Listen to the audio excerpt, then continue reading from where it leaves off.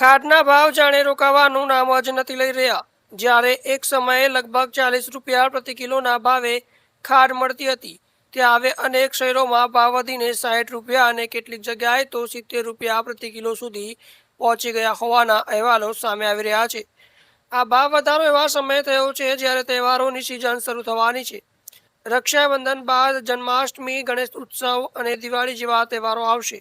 એવામાં ખાડના ભાવમાં થયેલો વધારો સીધી અસર મીઠાઈના ભાવ પર પણ કરી શકે છે. દેશના કેટલાક શહેરોમાં છેલ્લા થોડા સમયથી ખાડના ભાવમાં વધારો જોવા મળી રહ્યો છે. પરંતુ સવાલ છે કે શું ખરેખર દેશમાં ખાંડની અછત છે? સરકારનું કહેવું છે કે દેશમાં ખાંડની અછત નથી અને ગભરાવાની જરૂર નથી.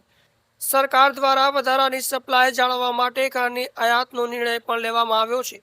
અહેવાલો અનુસાર આશરે 10 લાખ ટન ખાંડની આયાત કરવામાં આવી છે, જેથી બજારમાં વધારાનો પુરવઠો જળવાઈ રહે અને ભાવ પર નિયંત્રણ રાખી શકાય.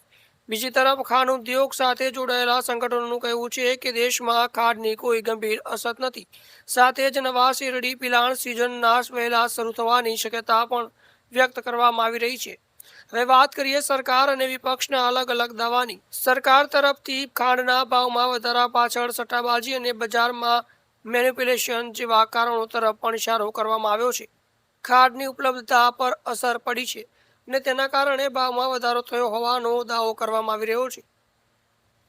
એટલે એક તરફ સરકાર કહી રહી છે કે ખાંડની ઉપલબ્ધતા પૂરતી છે અને આયાત દ્વારા બજારમાં વધારાનો પુરવઠો જાળવવામાં આવી રહ્યો છે, તો બીજી તરફ વિપક્ષ એથેનોલ નીતિને ખાંડના વધતા ભાવ સાથે જોડીને સવાલ ઉઠાવી રહી છે. હવે સવાલ એ છે કે ખાંડના વધતા ભાવ પાછળ ખરેખર અસર જવાબદાર છે, સટ્ટાબાજી છે કે પછી એથેનોલ નીતિની પણ કોઈ અસર છે? કારણ કે તહેવારોની સિઝન શરૂ થવા જઈ રહી છે અને જો ખાંડના ભાવ આ જ રીતે વધતા રહેશે તો તેની અસર મીઠાઈથી લઈને સામાન્ય પરિવારના બજેટ સુધી જોવા મળી શકે છે.